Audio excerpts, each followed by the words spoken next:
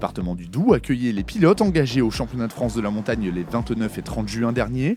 La 8e épreuve de la saison 2024 était également le théâtre de la 60e course de côte de Viafan-Echevannes. Une épreuve disputée dans des conditions météorologiques très chaudes le samedi, pluvieuse le dimanche. Le spectacle était ainsi de la partie.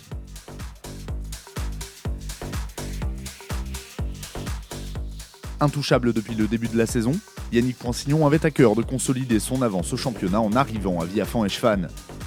Deuxième de la première montée d'essai, le Vosgien et sa BMW M3 E92 montaient en puissance tout au long de la première journée pour terminer en tête du classement à l'issue de la première manche de course. Le dimanche, alors que la deuxième montée de course se disputait sur piste sèche, Yannick Poinsignon scellait définitivement son destin et s'offrait ainsi sa 7e victoire de la saison.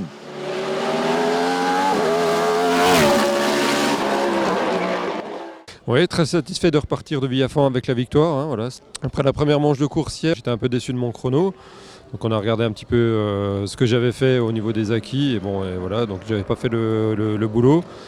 Et ce matin, c'était notre deuxième montée probablement sur le sec, donc il fallait rouler. Et quand je dis sur le sec, c'était bien gras, mouillé à certains endroits, mais il a fallu rouler pour essayer de creuser l'écart et ça s'est plutôt bien passé ce matin. Troisième à Marchand en Beaujolais, Anthony Dubois place son Alpine A110 Evo à la 2e place du classement général.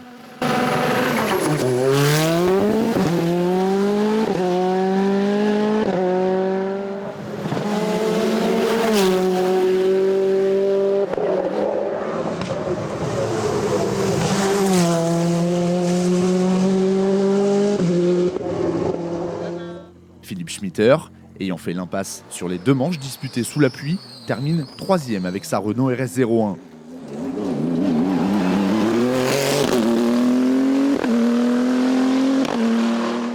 Jennifer Lamonica récidive. 2 semaines après sa première victoire dans le classement féminin, elle termine de nouveau meilleure féminine de la catégorie production sur sa Cupra Supercopa MK3.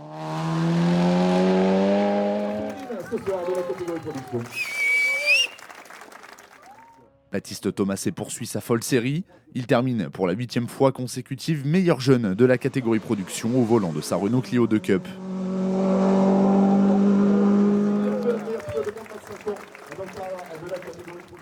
Titulaire de son premier temps scratch en CFM dans la 3e montée de course, Jean-François Ganeva termine 4e scratch et 3e du GTT S4 sur sa Porsche 991 GT3 Cup. Le Suisse Frédéric Neff prend la 5e position au général et la 4e de classe sur sa 997 GT2R.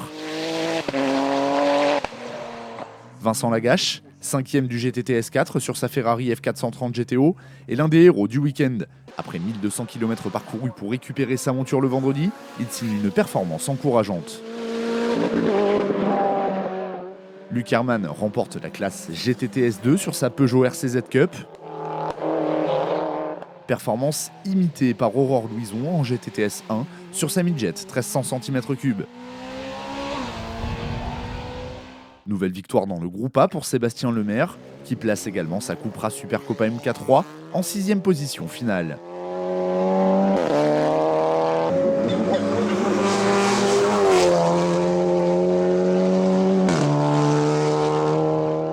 Francis Dozière, sur une monture équivalente, est 7e du général et 2e du groupe A.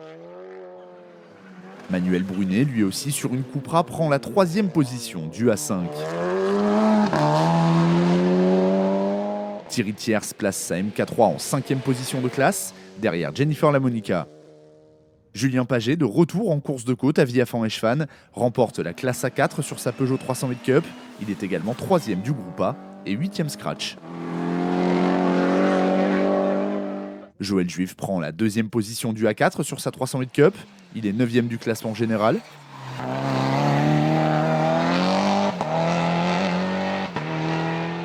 Jacques Paget complète la hiérarchie de la classe en hissant sa Peugeot à la 3e position. À domicile, Romain Biot réalise l'un de ses rêves, remporter la classe A3 à Viafan-Echevannes sur sa Renault Clio 2 Cup. Alexandre Guillemard, lui aussi sur ses terres et lui aussi au volant d'une 2 Cup, termine 2e du A3 avec des chronos très prometteurs. Jean-Marie Brizard conclut son week-end à la 4e position de classe au volant de sa Peugeot 306 Maxi, derrière Baptiste Thomasset. Dans le groupe A, signalons également la victoire de Romain Lanterman dans la classe A2 sur sa Citroën Saxo et d'Aurélie Bachhoffner dans la classe A1 sur sa Peugeot 205 Rallye. Toujours pénalisé par des ennuis mécaniques, Alexandre Garnier remporte tout de même le GT Sport sur sa Porsche 997 GT3 RS, qu'il place aussi en 10e position finale.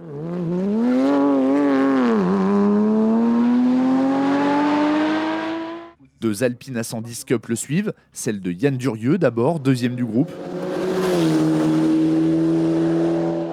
et de Dominique Lansard, 3e. Lui aussi remporte son groupe tout en étant tombé en panne. Christophe Poinsignon fait triompher son Simca CG Turbo en FC.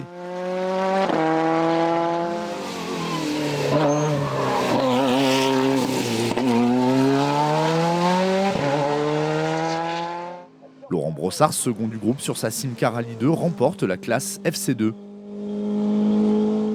Nouvelle victoire dans le groupe N pour Morane Makoviak. La double championne de France de la montagne production s'impose au volant de sa BMW M3 E36.